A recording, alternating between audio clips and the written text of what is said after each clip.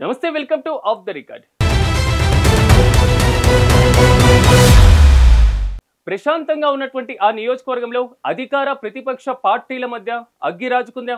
ఇన్నాళ్ళు జాడలేని నేత సడన్ గా ఎంట్రీ ఇచ్చి కేవలం ఆ మంత్రి కుటుంబాన్ని ఎందుకు టార్గెట్ చేశారు? తెలంగాణ తూర్పు ముఖద్వారంగా చెప్పేటువంటి ఆ జిల్లాలో ఏం జరుగుతుంది? ప్రజా తీర్పును అపహాస్యం చేస్తున్నారనే అపవాదు చెరిపేసేందుకు ఆ నేత ఎంచుకున్నటువంటి స్ట్రాటజీ వర్కౌట్ అవుతుందా? ఇంతకీ అభివృద్ధి దోపిడీ పేరుతో అగ్గికి ఆజ్యం పోసిన ఆ నియోజకవర్గం ఏంటి?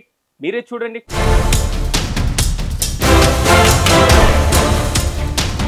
సూర్యాపేట జిల్లా కోదాడ నియోజకవర్గంలో మరోసారి రాజకీయ వేడి రాజుకుంది. మంత్రి ఉత్తమ్ కుమార్ రెడ్డి, కోదాడ ఎమ్మెల్యే ఉత్తమ్ పద్మావతి దంపతులపై తీవ్ర ఆరోపణలు చేశారు బీఆర్ఎస్ నేత మాజీ ఎమ్మెల్యే బొల్లం మల్లయ్య యాదవ్. కోదాడ నియోజకవర్గంలో గత బీఆర్ఎస్ 10 ఏళ్ల పాలనలో జరిగిన అభివృద్ధిని, ప్రస్తుత కాంగ్రెస్ పాలనలో అభివృద్ధి పేరుతో జరుగుతున్న దోపిడీలను బయటపెట్టడానికి తాను సిద్ధమంటూ ప్రకటించారు. తాను ఎమ్మెల్యేగా ఉన్న కాలంలో కోదాడలో చేసిన అభివృద్ధి పనులపై చర్చకు సిద్ధమంటూ ఉత్తమ్ దంపతులకు సవాల్ విసిరారు.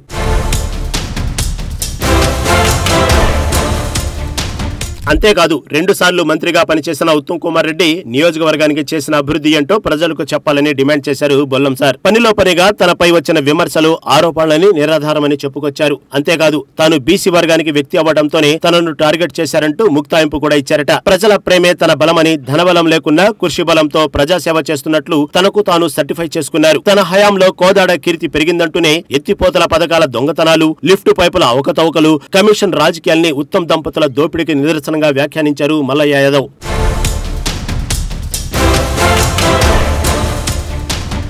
మంత్రి ఉత్తమ్ కుటుంబంపై కోదాడ మాజీ ఎమ్మెల్యే బొల్లం మల్లయ్య చేసిన వ్యాఖ్యలను కాంగ్రెస్ నేతలు కూడా ఘాటుగా స్పందించారట. ఉత్తమ్ దంపతుల అభివృద్ధి చూసి తట్టుకోలేకపోతున్నారంటూ ఎదురుదాడి మొదలు పెట్టారట. బీఆర్ఎస్ హయాంలో మట్టి, ఇసుక, గంజాయి వ్యవహారాలు నడిపిన మల్లయ్య ప్రజలను తప్పుదారి పట్టించే ప్రయత్నం చేస్తున్నారని కౌంటర్ అటాక్ మొదలు పెట్టారట. ప్రజల తీర్పు కంటే పెద్దదేదీ లేదని, గత ఎన్నికల్లో కోదాడ ప్రజలు ఇచ్చిన తీర్పు గుర్తుపెట్టుకోవాలంటూ మల్లయ్యకు చురకలు వేస్తున్నారట.